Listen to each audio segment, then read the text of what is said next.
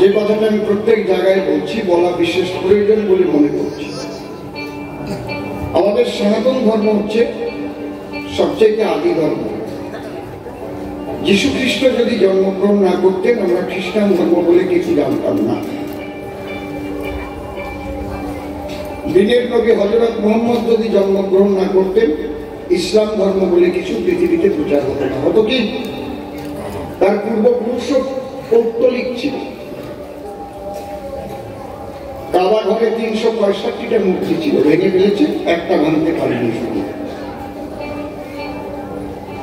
বুদ্ধদেব যদি জন্মগ্রহণ না করতেন, তাহলে বৌদ্ধ ধর্ম বলে কিছু জানতাম না। গুরু নানক দেবজি যদি জন্মগ্রহণ না করতেন, শিখ ধর্ম আমরা পেতাম না। তাহলে এদের পূর্বপুরুষ আগে কি ছিল? সবাই সনাতনী ছিল। সনাতন মানে ব্রহ্মই সনাতন, সনাতনই ব্রহ্ম। ব্রহ্মই সনাতন, আর সনাতন ধর্মই ব্রহ্মের ধর্ম, আদি ধর্ম। এই সনাতন ধর্ম সর্বশ্রেষ্ঠ কেন? সনাতন ধর্মের সাধনার স্বাধীনতা আছে। আপনি নিরাকারবাদী হতে পারেন, সাকারবাদী হতে পারেন, মাটি দিয়ে, কাঠ দিয়ে, পাথর দিয়ে মূর্তি করতে পারেন, গাছের পূজাও করতে পারেন, কুমিরের পূজাও করতে পারেন। আগে কুমির পূজা করতাম না, করেননি নাকি? পৌষ সংক্রান্তিতে আলোয় গান গাইয়ে কি করেন? আপনি কি করেন? কেউ তো বাধা দেয়নি নাকি? মায়েরা হেসরা পূজা করতো না? হেসরা পূজার নাম শুনেছেন? কারা কারা হাত উঁচু করেন তো? হেসরা পূজা করছেন তারা? বা আমরা পূর্বপুরুষ থেকে গোমাতার পূজা করি। ফাল্গুন মাসে গোফা পূজা হতো, জানেন আপনারা? গোয়াল ঘরে নূতন যদি বাচ্চা দিত গাভী, তখন আবার ওই যে চালির গুঁড়ো বেটিয়ে বেটিয়ে তারপরে কলকে দিয়ে গায়ে সাপ দিত, জানেন তো আপনারা নাকি? কারা কারা জানেন? হাত উঁচু করেন। এখন যদি আমি সেই গাভী পুজো করতে যাই, তবে সারা বিজেপি রে মিলি কি জ্বালাই করছি। ও বিজেপি কয়দিন জন্ম? আমাদের হাজার হাজার বছর ধরে এটা সনাতনী সংস্কৃতি। গাভীকে আমরা মায়ের মতো, তাকে আমরা পূজা করি, তাই না নাকি? তাহলে এই সনাতন ধর্মে কিন্তু কোন রকম সাধনার ব্যাঘাত নাই, স্বাধীনতা আছে, বাইন্ডিংস নাই। নিরাকারবাদী অনেকে আছেন, কেউ শিব সাধক, কেউ কালী সাধক, কেউ রাম ভক্ত, কেউ হরিচাঁদের ভক্ত, কেউ ঠাকুর হরচন্দ্রের ভক্ত। আপনারা ভক্ত হবেন, কিন্তু আপনারা বিভক্ত হয়ে যাবেন না, ঐক্যবদ্ধ হবেন। যে বিপদে পড়ুক, যদি দেখেন কোনো বৈষ্ণব বিপদে পড়েছে, সবাই মিলে এগিয়ে যাবেন। ও আমার এক ভাই, সনাতনী ভাই, ভালো হয়েছে, টিকি আল্লাহ বিপদে পড়েছে, দুটো খায়, তোমারও দুটো সামনে আছে।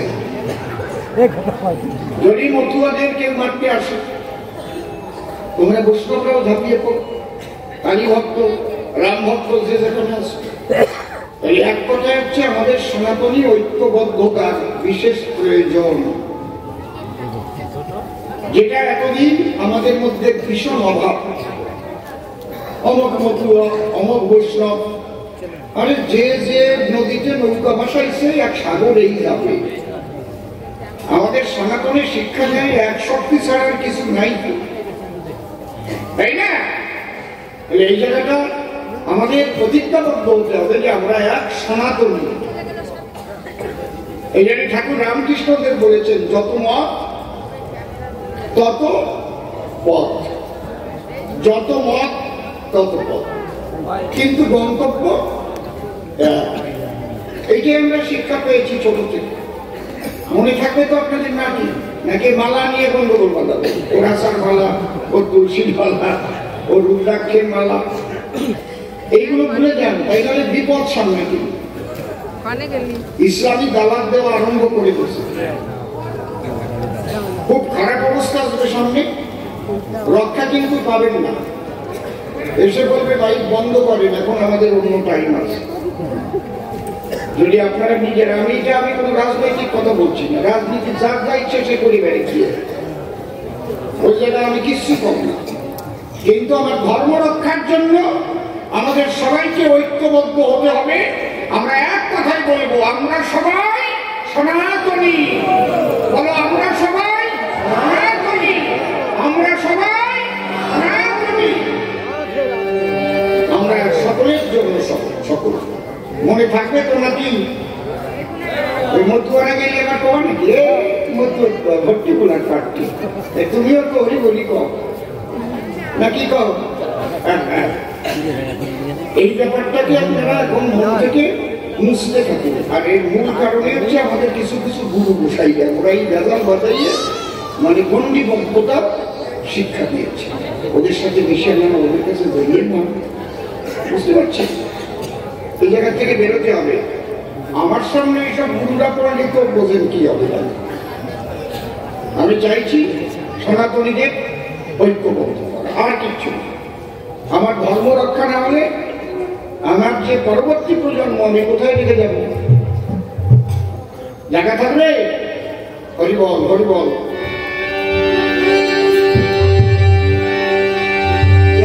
একটু বাড়াও, বড় বক্সে একটু যাও, বড় বক্সে একটু যাও, খুব ভালো মাই।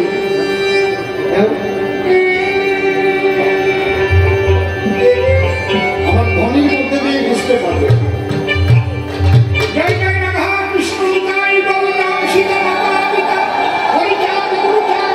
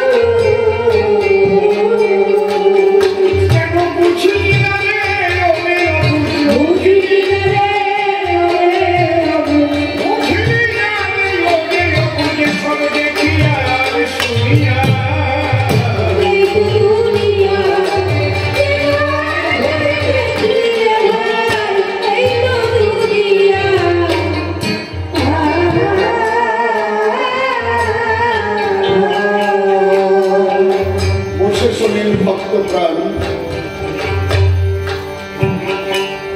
সাধক কবি, প্রেমিক কবি, ভাবুক কবি,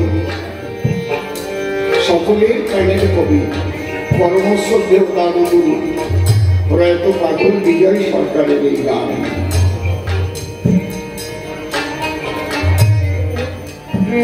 সবাইকে মনে করিয়ে দিয়েছে, মনে তো থাকে না। নীতি নীতি জীবন যাই যম ঘরে, তথাপি যাহারা থাকে তারা ইহা মনে করে। আমরা তো চিরজীবী নাহি হব ক্ষয়, ইহার চাইতে কি আশ্চর্য বড় মানুষ আরেকটু। প্রতিনিয়ত প্রিয়জন হারা হচ্ছি আমরা, কিন্তু আমাদের মনে থাকে না যে আমিও চিরকাল এখানে থাকতে পারব না। রিটার্ন টিকিট নিয়ে এসেছি, যেতে হবে।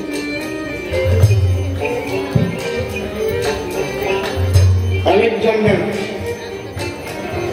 যখন মৃত্যুর শয্যায় শায়িত হয়েছিল, তিনটে কথা বলেছিল। বলে, আমি মারা গেলে আমার কফিনটা বহন করে গেল যারা আমাকে চিকিৎসা করেছে, সেই ডাক্তাররা, অন্য কেউ হবে না।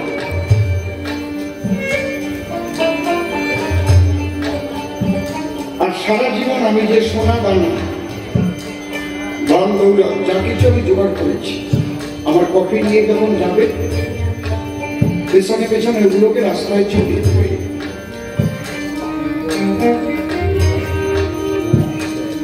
আর আমার হাত দুখানা কফিনের বাইরে রাখবে। তখন তাকে জিজ্ঞেস করা হলো, স্যার আপনি কথা বলছেন কেন? বলছে, আমি বলে যেতে চাই যে পৃথিবীতে যত বড় ডাক্তার হোক না কেন, মৃত্যুকে ঠেকাবার মতো কারো ক্ষমতা না। সে ডাক্তারটাই আমাকে আমার মরদেহ বহন করে নিয়ে যায়। সাময়িকভাবে সুস্থ করতে পারে, কিন্তু মৃত্যু অনিবার্য, ইউনিভার্সেল, চিরন্তন সত্য। আর এই সোনাখানাগুলো কেন ফেলে ফেলে যাবে না? মানব জীবনে যে উদ্দেশ্য নিয়ে মানুষ জন্মগ্রহণ করে, এইগুলো জোগাড় করার জন্য সবাইগুলো নষ্ট করে। যতটুকু প্রয়োজন তার চেয়ে অনেক বেশি চায়, শুধু চায়। ওগুলো মানুষের আসল সম্পদ নয়, তাই মানুষকে আমি বুঝাবার জন্য ওগুলো সব রাস্তায় ফেলে দিয়ে দেব।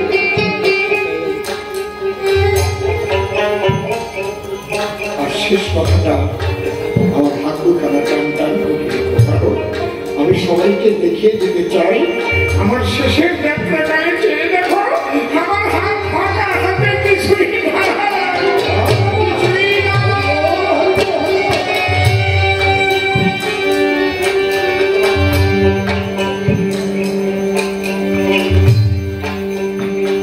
জন্ম সৃষ্টি করে যদি মৃত্যুকে সৃষ্টি না করা হতো, তাহলে মানুষকে ঈশ্বরকে বিশ্বাস করত। এটা তার হাতে রেখেছে বলে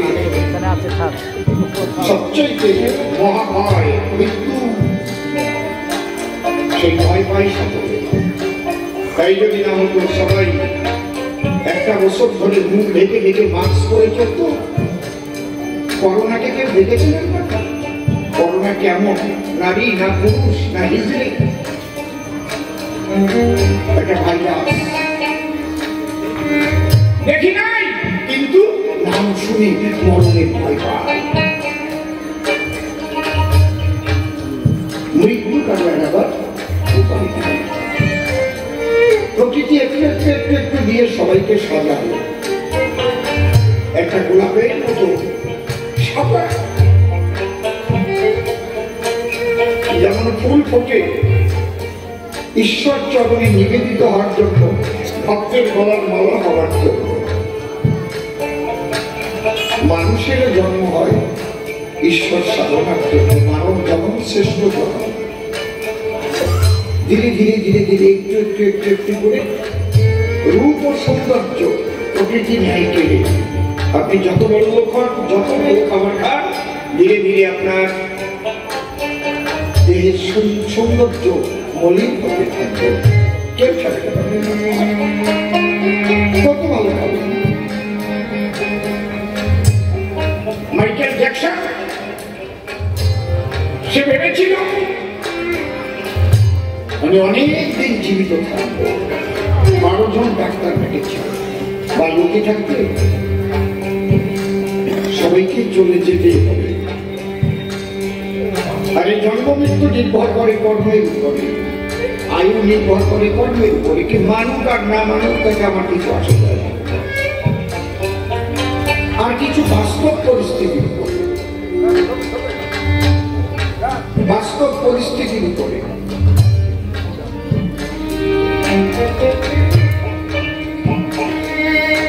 এই জন্য আমাদের কিন্তু চিরকাল এই সৌন্দর্য থাকবে না, চিরকাল গায়ের বলও থাকবে না। যারা বৃদ্ধ হয়েছে তারা বুঝতে পারছে। সনাতন ধর্মের জন্ম নিয়ে নিজেকে বড় গর্বিত মনে হয়, কারণ সনাতনী যত আসর সেখানে মানুষকে ত্যাগের শিক্ষা দেওয়া হয়, ঈশ্বরমুখী করা হয়, কোথাও একটা হিংসার শিক্ষা দেওয়া হয় না। ঈশ্বরের কাছে আমার নিবেদন, যদি আবার মানুষ করে কোথাও, তাহলে সনাতন ধর্মের জন্ম ছিল। যদি কর্মের ভেড়ে কুকুরও জন্ম দেও, তাহলে যেন কোনো সাধুর আশ্রমে তার সেবার জন্য আমি থাকতে পারি, কোন কৃষ্ণ ভক্তের গৃহে যেন আমি পাহারা দিতে পারি। আমি তাহলে কৃষ্ণ নাম শুনতে পারবো, হরি কথা শুনতে পারবো।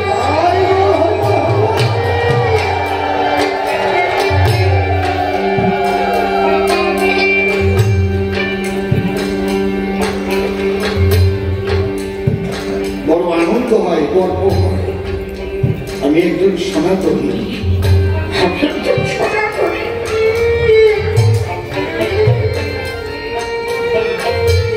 আমি সেই ধর্মে জন্মগ্রহণ করিনি যে ধর্মের মানুষ অপর ধর্মের মানুষকে হিংসা করে, অপর ধর্মের নারীদের ধর্ষণ করে, অপর ধর্মের মানুষের বাড়িঘর জ্বালিয়ে দেয়, পুড়িয়ে দেয়,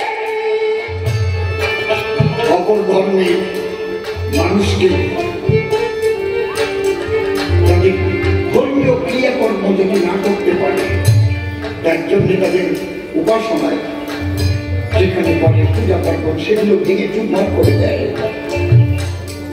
আমি সেই ধর্মের মানুষ যে ধর্মের সবাইকে ভালোবাসতে শিখায়, গাছপালা পশু পাখি সবাইকে ভালোবাসতে।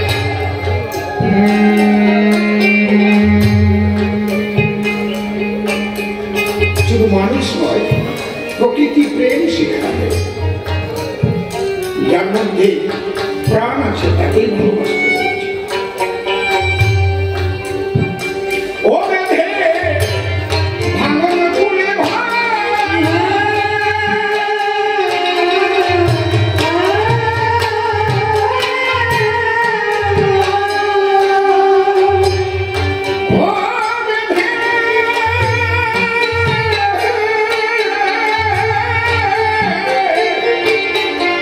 এই ভাগবত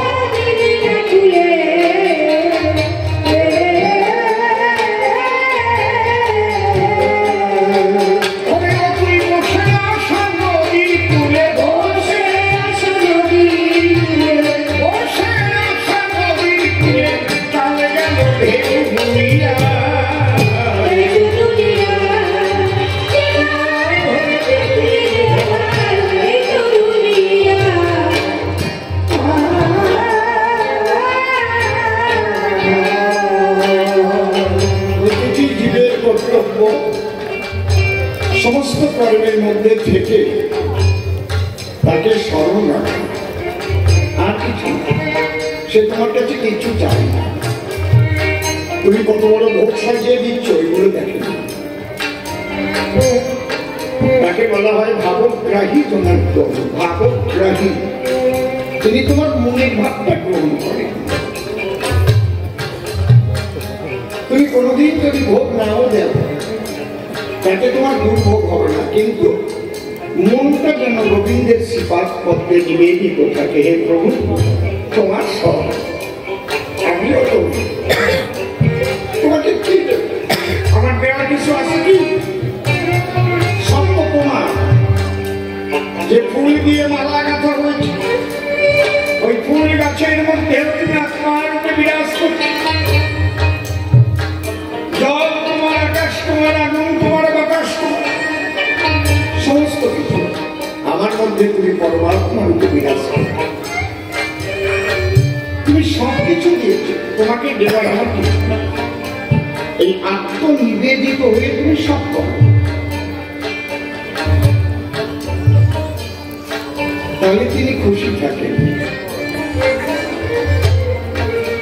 তিনি এমন ভাবে তোমার গৃহে আসবেন তুমি তো চিনতে পারবেন না, কারণ তিনি তার সেই রূপ ব্রহ্ম জ্যোতি স্বরূপ, সেই রূপ তুমি দেখার মতো চোখ তোমার নেই।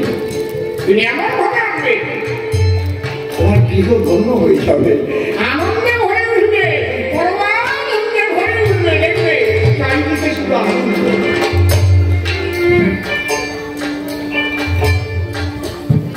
শ্রী ঠাকুর খবর পাইলাম সোদপুরে একটা বাড়িতে যেতেন, নাটাগড়।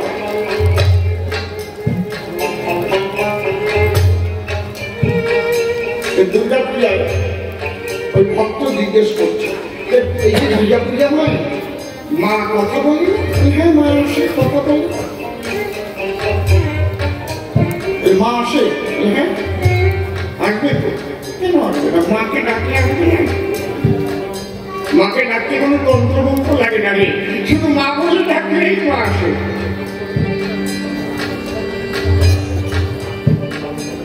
আসবে তো? ওই হ্যাঁ আসবে। বাদর মন্দিরে ঢুকে দরজা বন্ধ করে দিয়েছে, আর গেটে দারোয়ান আছে এক বুড়ি, চোখ দিয়ে কাপড় ধরে, নাক দিয়ে পর করে, এসে বলছি আমাদের দুটো একটু প্রসাদ দিবি আমাকে।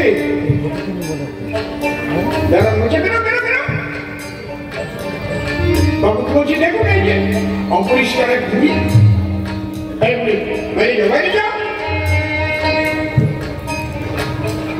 বুড়ি যখন চলে গেছে বাবু লাভ দিয়ে দিয়ে বলছে আসলে মাকে চিনতে পারলি না, তোরা তো তাড়িয়ে দিলি মাকে।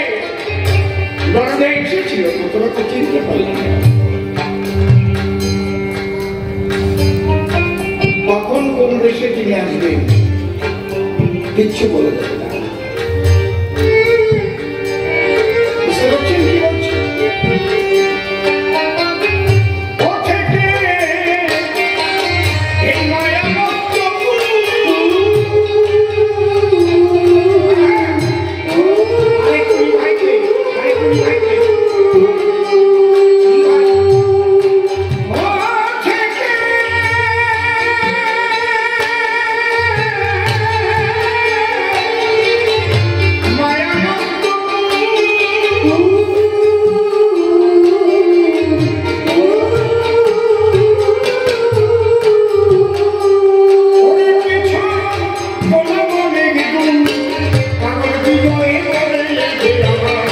সকল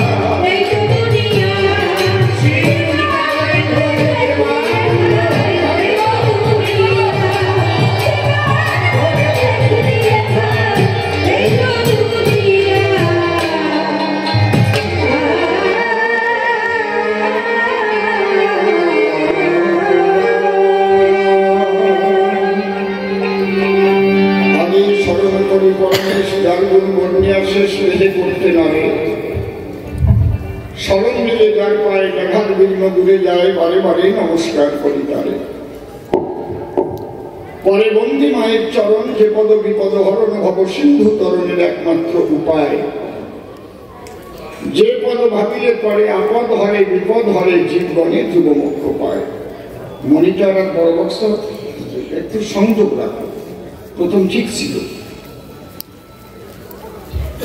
এই ভাবধারায় বলতে গেলে অনেক সময় যাবে চলে গাইতে চিন্তা করলেন দিলে মনশিক্ষায় বেশি প্রয়োজন নাই কবিগান শুনবার পরে যারা বসেছেন আসরে কিংবা আসেন একটু দূরে প্রত্যেকের চরণ ধরে সশ্রদ্ধ প্রণাম জানাই আপনারা করবেন আশীর্বাদ যা হতে যায় চিত্তের বিষয় দৃষ্ট প্রেম প্রসাদ যেন অনুভূতি হয় লাভ যত আছে খুঁটিনাটি ছেড়ে দেহের ময়লা মাটি দেহখানা করে খাটি ভেতরেতে জানে যেন পবিত্র স্বভাব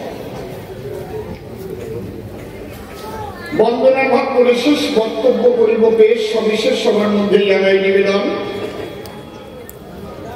অন্ধকার যে কবিগান বহু পুরানো অনুষ্ঠান বহু বৎসর এই সমাজস্থান আমি এই দর্শন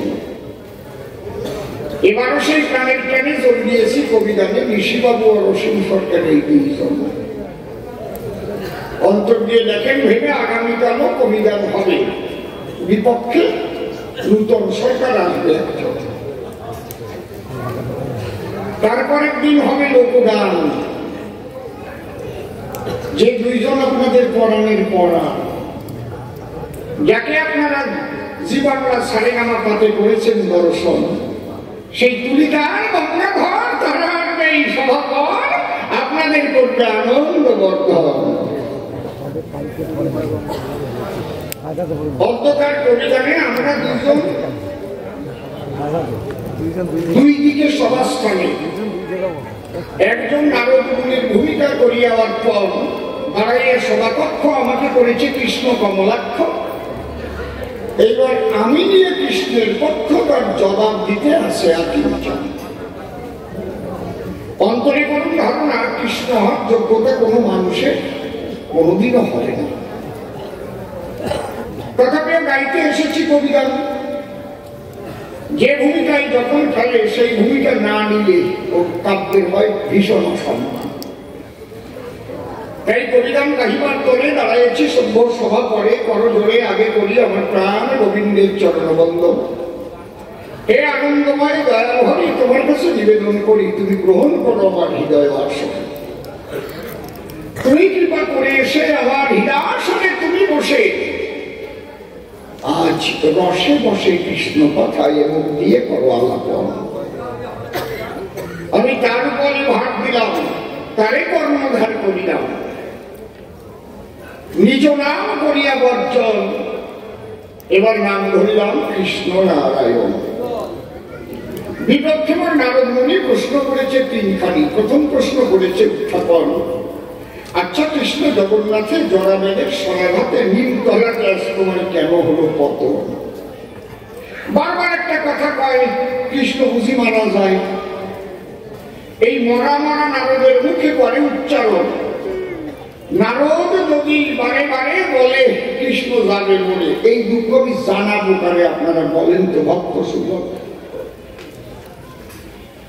নারদ আমি খুলে বলি তোমার কাছে যারাই দেহ ধারণ করেছে সেই দেহ পরিত্যাগ করে আবার নূতন দেহটাকে ধারণ করতে হয় ঈশ্বর মরে না, ঠিক বলেছ, ঈশ্বর মরে না, আত্মা মরে না, পরমেশ্বর মরে না, কিন্তু যে দেহটা ধরে সেই দেহটা তো পরিবর্তন করে। তাহলে আমি কি এই দেহটাই নিয়ে গুলি বেড়াবো চলাচল? তাহলে পুরো অবতার আর থাকে না কখন? চিন্তা করে দেখো নাকি তোমার এই প্রশ্নটা যুক্তিযুক্ত হলো কি? মৃত্যু শব্দটা করিয়াবার চর তুমি বলতে পারতে শান্তি ভঙ্গ, কেন আজ জরা ব্যাঘের সরাঘাতে হচ্ছে তোমার লীলা সাঙ্গ? এর মধ্যে কি কারণ রয়েছে তুমি করো বর্ণন? তুমি আমার ভগবান, তুমি শুয়ে পড়বা হয়ে টান টান একবারে চলে যাচ্ছ, তুমি স্বর্গগতে চলে এইরকম, তাই না? জরা ব্যাঘের স্বরে নিমতলায় পড়িয়ে এই কাছাকাছি করতেছ কি কারণ? প্রশ্ন তাই হবে না নাকি? কি বোঝাই?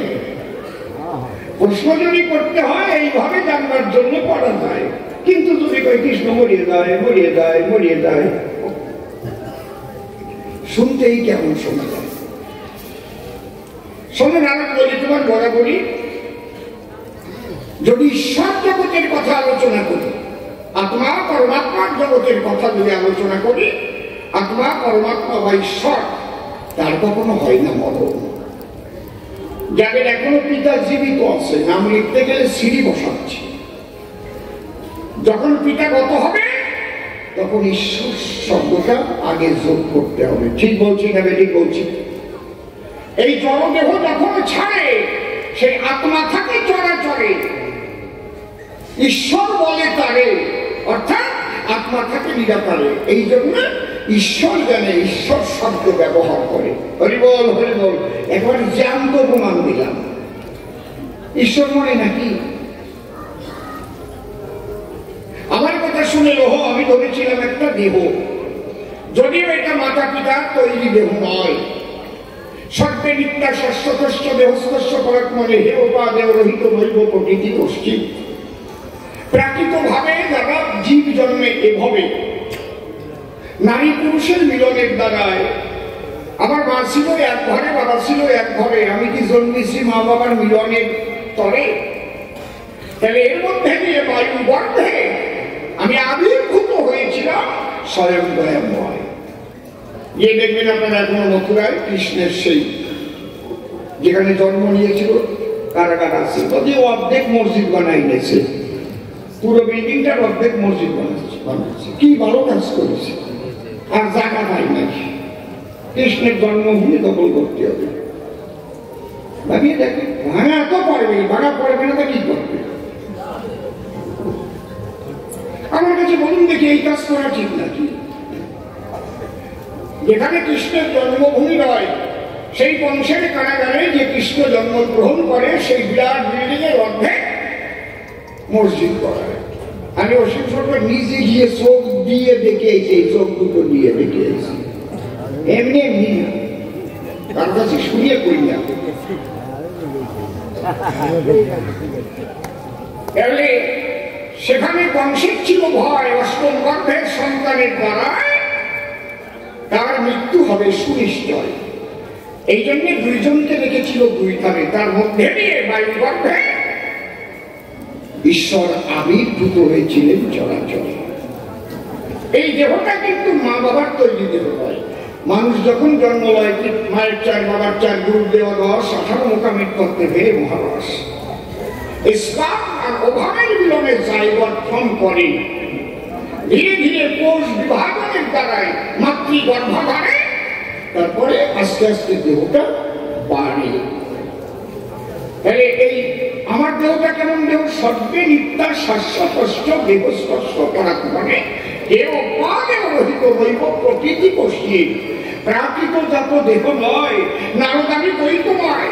এই জন্যে আমাকে সমাধি করো, আর যাই করো ধরো আমার কথা ধরো, দেখবে সেখানে আর দেহ কেউ খুঁজে পাবে না, ব্রহ্মার তা নয়। যে দেখবে তাই দেহ আর নাই, পঞ্চে পঞ্চে হয়ে যাবে লয়। এই অপ্রাকৃত দেহ যারা ধরে, যারা যারা অপ্রাকৃত দেহ ধরে, তাদের দেহ খুঁজে পাওয়া যায় না পরে। হয়তো চিনতে সাজাইতেছে, কাটা টানতেছে, বোঝাচ্ছে এটাকে দেখবো আমরা। বুঝতে পারছেন কি বলছি? আপনাদের সুধীরের আছে জানা, অপ্রাকৃত দেহ কখনো আগুনেও পড়ে না, জলেও বেজে না, অস্ত্রেও তাকে মারা যায় না। কি বলবো আপনাদের ঘরে? তাহলে আজকে জরাব্যাপ কেন আমাকে খোঁচাত মারলো সরে, এর একটা কারণ তো আছে নিকটে। সেই কারণের কথা জানবার পরে যদি প্রশ্ন করতো বা নারদ বলি সমাধান, আমি তাহলে খুশি হতাম। আসি আমার দেয় নাই একটা প্রণাম, আসেই প্রশ্ন করার আরম্ভ করেছে। একটু সেবার শুশ্রূষা কর। দুই ভাই গেছিল দুবাইতে কাজ করার জন্য, গরিব মানুষ তো দুবাই যাইয়া পয়সা পাইয়া এই সাইজের ক্যামেরাটা নিয়ে আসছে, অনেকে অনেক কিছু কিনে আনে। বুড়ো দাদু বাড়ি আছে, শীতকালে ওই দাদু যাইয়ে পাটির পরে উঠোনে বসে আছে শীতকালে, একটা কথা গাই দিয়ে ইঞ্জিনিয়ারিং টাইম একটা সার আসে দাদুরি 10 ছিনিয়ে ঠাসিয়া, বড় ভাই ছোট ভাইকে কয় তাড়াতাড়ি ক্যামেরাটা নিয়ে আয়, এই ছবি আর পাওয়া যাবে না, এইরকম ছবি তুলে না, অ্যাকশন অ্যাকশন।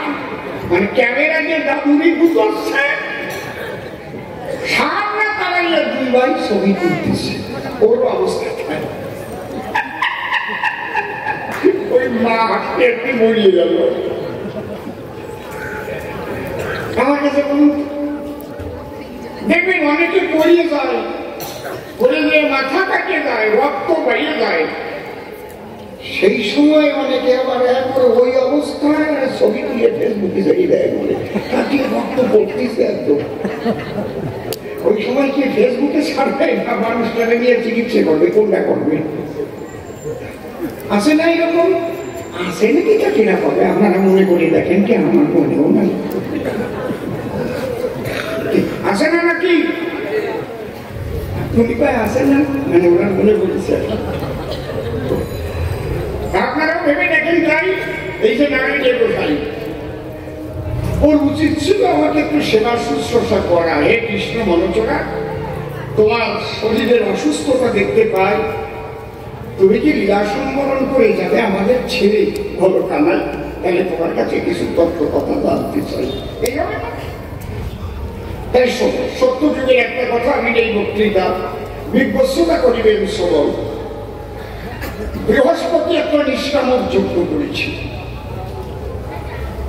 সেই যজ্ঞে 25 পর্ব বাস উৎপন্ন হয়েছিল, কিন্তু আগেই করেছিল ঘোষণা এই যজ্ঞে আসবে যারা অহিংস যজ্ঞে কোনো অস্ত্র নিয়ে আসতে পারবে না, তারা অস্ত্র শূন্য অবস্থায় যেন ওখানে সবাই যায়। ইন্দ্র মনে মনে ভাবে একেবারে অস্ত্র শূন্য যাওয়া কি ঠিক হবে? আমি গোপনে বজ্রখানা গোবর দাবা করে নিয়ে যেতে চাই। ইন্দ্র যখন সেখানে গেল এবং সেখানকার নিয়ম ছিল যারা যারা যাবে ষষ্ঠাঙ্গে প্রণাম করতে হবে। ষষ্ঠাঙ্গে বলুন তো, দণ্ডবত। দণ্ডবত মানে লাঠির মতো, দণ্ড মানে লাঠির, বত মানে মতো, পড়ে যাচ্ছে এবার যথাযথ টানটা হইয়া পড়ে। অনেকে তারা একে কয় দণ্ডবত বসাই, তো দণ্ডবত সম্পর্কে জানেই না, তারা এটাকে দণ্ডবত হয়। প্রণাম নমস্কার দণ্ডবতে আলাদা আলাদা আছে, যেমন আত্মীয়, কুটুম্ব, বন্ধু বান্ধব, সব ডেফিনেশন আলাদা আছে না? আত্মায় আত্মায় যদি মিলন হয় তাহলে আত্মীয় হয়, আর ছেলে মেয়ে যদি বিয়ে দেয় তাহলে মেয়ে কুটুম্ব ছেলে কুটুম্ব হয়। আত্মায় নাও মিলতে পারে। অনেক একটা কেস দিল একটা করিয়ে,